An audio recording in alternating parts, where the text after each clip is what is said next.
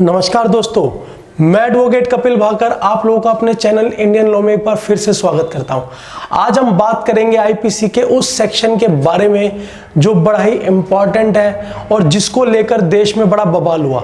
हाँ जी दोस्तों, आज मैं बात करूंगा सेक्शन 377 जिसके अंदर कवर होता है आपका समलैंगिक संबंध, जिसको बोलते हैं सेम सेक्स रिलेशन। क्या है ये सेक्शन, क्या इसके अंदर कवर होता है, क्या इसके अंदर कवर नहीं होता, ये जानने के लिए चलते हैं मेरे साथ वीडियो में। 6 सितंबर 2018 को सुप्रीम कोर्ट ने एक ऐसे आदेश पर मोहर लगाई जिसके बाद एक विशेष समाज को अस्तित्व में आने का मौका मिला। सदियों से जो समाज छुपा हुआ था, जो बेड़ियों में जकड़ा हुआ था, उसको बाहर आने का मौका मिला और वो समाज था आपका LGBTQ। L मतलब आपका होता है लेस्बियन, B मतलब आपका होता है bisexual, gay, transgender and queer. इस समाज को भी अस्तित्व में आने का मौका मिला, इस समाज के हितों की रक्षा की गई, क्योंकि ये सेक्शन 377 कहता था कि सेम संबंध, सेम सेक्स में संबंध बनाना, मेल का मेल से, फीमेल का फीमेल से, जो एक क्राइम है। इसको समझने के लिए अब हम थोड़ा सा पास्ट में चलते हैं। बात है 1860 की, जब आईपीसी बनाई गई। जो हमारी इंडियन पेनल कोड है वो अस्तित्व में कब आई? वो अस्तित्व में आई 1860 में। 1861 में ब्रिटिश गवर्नमेंट को महसूस हुआ या ब्रिटिश गवर्नमेंट ने फील किया कि जो सेम सेक्स रिलेशन है वो गलत है, वो क्राइम है, और सेम सेक्स रिलेशन को मतलब लोग ना करें या ऐसे समाज को दबाया जाए या ऐसे समाज को जो मौलिक अधिकार है उनको उनसे छीना जाए। इसके लिए ब्रिटिश गवर्नमेंट ने सेक्शन 377 आईपीसी इंट्रोड्यूस किया। सेक्शन 377 कहता था कि सेम सेक्स के लोग, चाहे मेल मेल या फीमेल फीमेल, वो अगर मैच्योर है तो वो किसी भी प्रकार का रिलेशन नहीं बना सकते, और अगर ऐसा कोई करता है तो सेक्शन 377 में उसके लिए सजा का प्रावधान था, और सजा जो थी वो 10 साल तक की जेल और फाइन, और जिसको 10 साल की जेल को बढ़ा के लाइफ इंप्रिजनमेंट तक भी किया जा सकता था।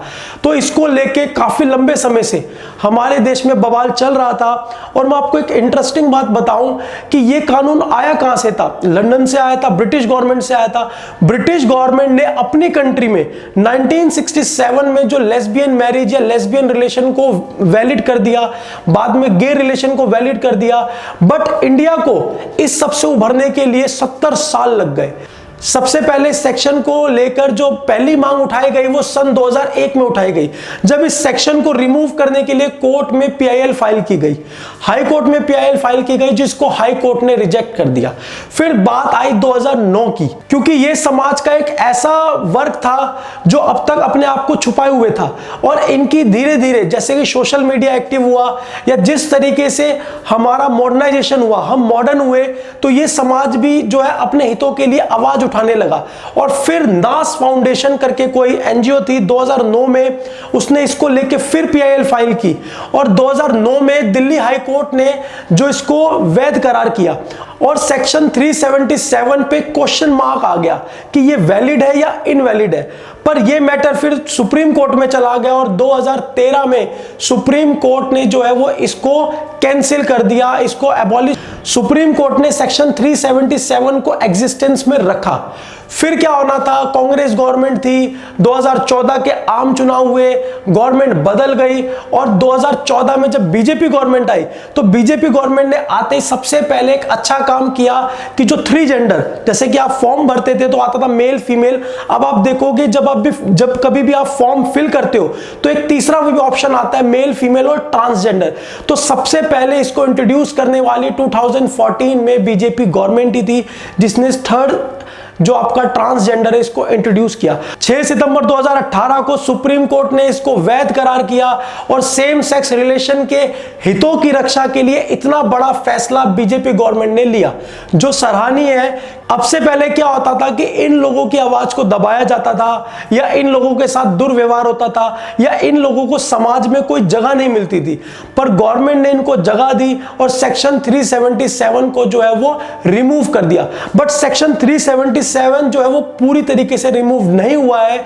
सेक्शन 377 अब भी ये कहता है कि आप अगर सेम सेक्स रिलेशन बनाते हो तो वो इनवैलिड है। अब जिसके साथ भी रिलेशन बना रहे हो वो बच्चा नहीं होना चाहिए, वो कोई जानवर नहीं होना चाहिए। अगर आप जानवर या बच्चे के साथ रिलेशन बनाते हो उसकी मर्जी के बिना, बच्चे की तो मर्जी की क्या बात है, तो उस केस में सेक्शन 377 लागू होता है और आपको लाइफ इंप्रिजनमेंट की सजा दी जा सकती है।